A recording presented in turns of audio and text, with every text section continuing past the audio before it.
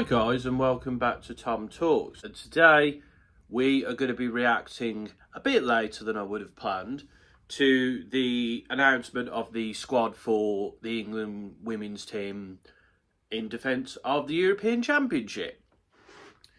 So let's get straight in there, shall we? Goalkeepers, we've got Hannah Hampton, Kiara Keating and Anna Moorhouse. Now obviously Mary Earps announced her retirement. We don't know the ins and outs of it. We don't know if this was pre-planned or if it was made because she was reportedly told she would be the starter at the tournament. I don't know. But it is a decision that I think will have an impact on the squad. Just because if you look at the goalkeepers, Hannah Hampton, she's a good goalkeeper. You know, most clean sheets in the league. Has just helped Chelsea finish a domestic season unbeaten. She's a capable goalkeeper. But I look at the other two, Kiara Keating and Anna Moorhouse are both uncapped. I've not really seen Anna Moorhouse, to be honest. I don't watch American football, and she plays for Orlando Pride. But Kiara Keating I've seen several times, and she's a very dodgy goalkeeper. She can make mistakes, and she does get nervous quite a lot. And she's 20 years old. She's quite a young goalkeeper. And I think having Mary Earps in there as a backup to Hannah Hampton would have been very good. I think personally the manager needs to decide who is her number two and then give them their first cap against Jamaica before the tournament. Because if these players go into the tournament uncapped and if something happens to Hannah Hampton, there's going to be a lot of pressure on those two.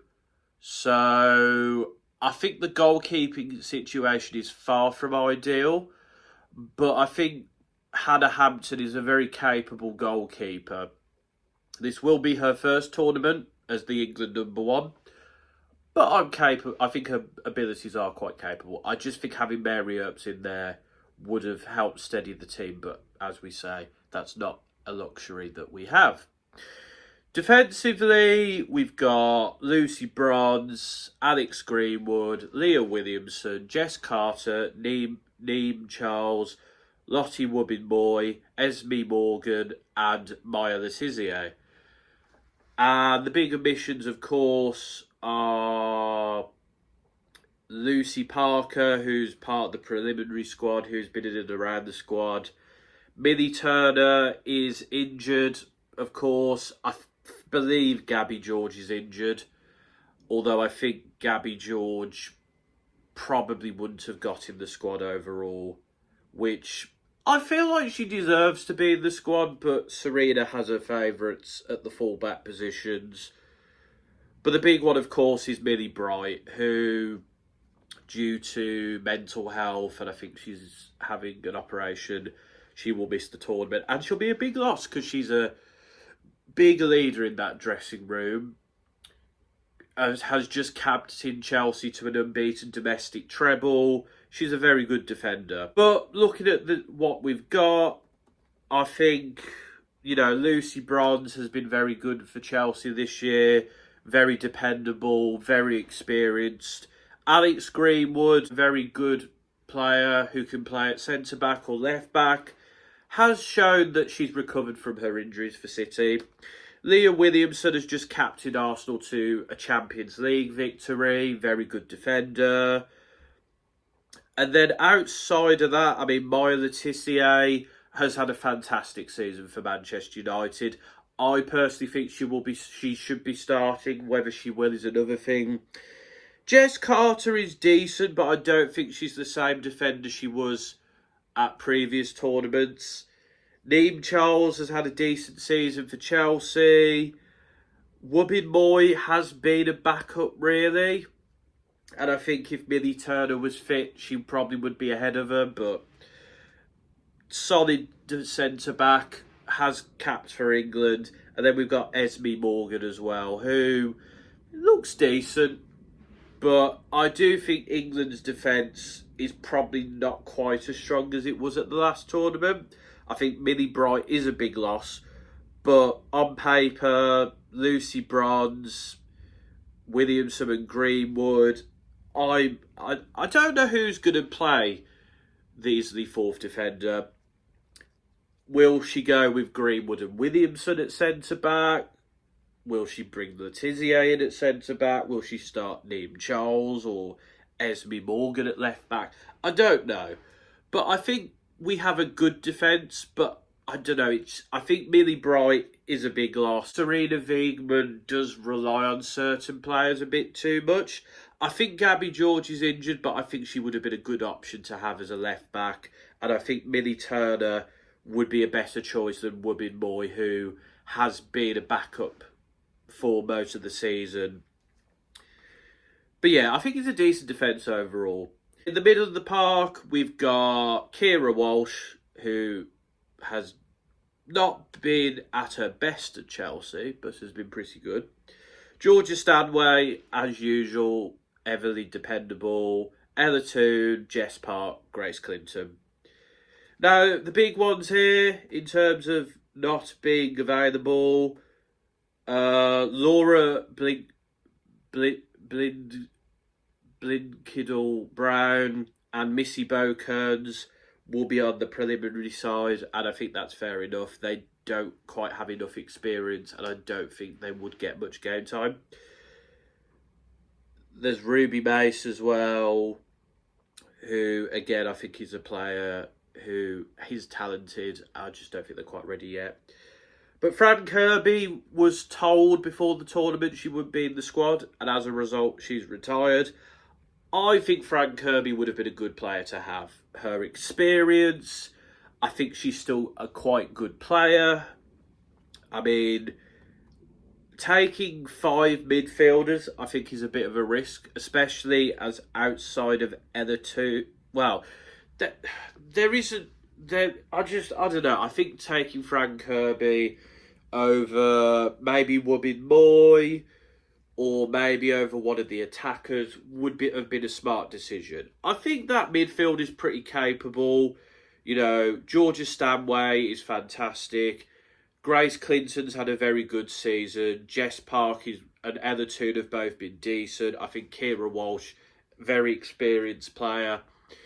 I'm a bit worried that if there's injuries in that team, there's going to be a problem there. And then looking up front, Beth Mead, Lauren Hemp, Chloe Kelly, Alessia Russo, Lauren James, Aggie Beaver-Jones and Michelle Ajimang.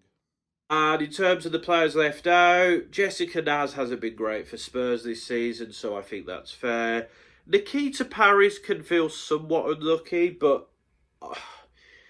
I think personally, all the other players who've been called up, maybe you could make the argument about Michelle, but I think really fitting her in there would have been hard.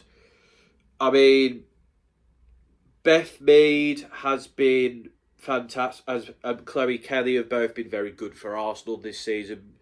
Lauren Hemp, since her return for Man City, has been great. Alessia Russo has had a pretty good season with Arsenal and with England as well, to be fair. Aggie Beaver-Jones has been very good for Chelsea as well. Michelle Ajimang. I think he's quite a talented player. I would like to see her play in that Jamaica game, though, as I think having one cap going into a tournament is a bit of a punt. I think it is a risk taking her, but I think she is a talented player. And the Lauren James one, it's a risk. She might not be fit, but again, I imagine if Lauren James is injured, we'll be looking at, you know, Laura Blinkidle Brown or Missy Bokearns. I'm surprised Nikita Paris is in the preliminary, as I feel like having like a goalkeeper, a defender, a midfielder, and a striker in the preliminary would have been a good move. The other preliminary player, by the way, is Sophie Bagley, who is the Brighton goalkeeper, also uncapped. In attacking options are very good, to be honest. I can't really complain. Lauren James is a bit of a risk, but yeah, we'll have to see about that one. Overall, I think this is a pretty good England squad. There's a few things here and there I would have changed. I think Millie Bright, Frank Kirby, and Mary Earps are losses to the squad overall, in particular Millie Bright. And I think injuries to other players, your Millie Turners, your Gabby Georges, mean we maybe don't have the strongest squad in the world that we could have had. But I think this is a very good team. Can this team win the Euros? I don't know until I see. I don't think we are as good as we were back in 2022 or the 2024 World Cup for that matter. Sorry, the 2023 World Cup for that matter. I think, in the game against Spain recently, Spain pretty much controlled the game in the second half and we didn't really have any ideas. We've shown in other games against like Belgium and Portugal that against like mid-tier opposition we can have off days. And, we've got quite a difficult group to get through. If we look at, who we've got to play in the group stage, we've got France and France, Wales, and the Netherlands. France are a very good side. The Dutch have a decent team. They're maybe not as good as they used to be, but they're still a good team. And Wales have some talented players in there. They won't be an easy ride. So I think we will have to be at our best to get through this group. I think in previous years, we've kind of got away with not being at our best. I remember the last World Cup, I don't think we quite got to the levels until, the semi-final win against Australia. But I think we're going to have to be quite good to get out of this group. And when I look at other teams, I think Spain's probably better than us at the moment. Germany is obviously quite talented. I think the French, as I've mentioned, are going to be good. Norway has got quite a talented squad as well. It's not going to be easy. But I think England, we'll see where we are with them after the group stage is what I'll say. I personally, right now, I'm not sure if we can win the tournament, but we'll see when we get there. And I probably will do group stage predictions beforehand. We shall see on that one. But that was my thoughts on the England women's team squad announcement from last week. I'm quite late, I know. Let me know in the comments. Were you happy with it? Who do you think got missed out? Who do you think should be there? How much of an impact do you think, like Mary Earps, Fran Kirby, Millie Bright not being in the team will have? Let me know in the comments. And until next time, folks, this has been Another Tom Talks.